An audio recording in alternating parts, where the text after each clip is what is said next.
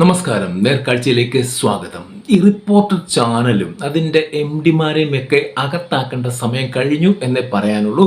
ഇത്രയും നികൃഷ്ടമായ റിപ്പോർട്ടിങ് ചെയ്യുന്ന, അതായത് വസ്തുതാവിരുദ്ധമായ ഒരു ബുദ്ധിയുമില്ലാത്ത കുറേ എണ്ണങ്ങൾ അതിനകത്ത് ഡോക്ടർ അരുൺകുമാറോട് ചെന്ന് പെട്ട് അവരുടെ ഇംഗിതത്തിനനുസരിച്ച് തുള്ളുന്ന ചാടിക്കളിക്കട കുഞ്ഞിരാമ എന്നുള്ള ആ ഡയലോഗ് ഓർമ്മിപ്പിക്കുന്നത് കാണുമ്പോൾ വളരെ സങ്കടം തോന്നാറുണ്ട്. നമുക്കൊന്ന് കേട്ടു നോക്കാം. ആരാണ് എക്സിറ്റ് പോൾ നടത്തുന്നത്? കേരളത്തിലെ മാധ്യമങ്ങളല്ലേ?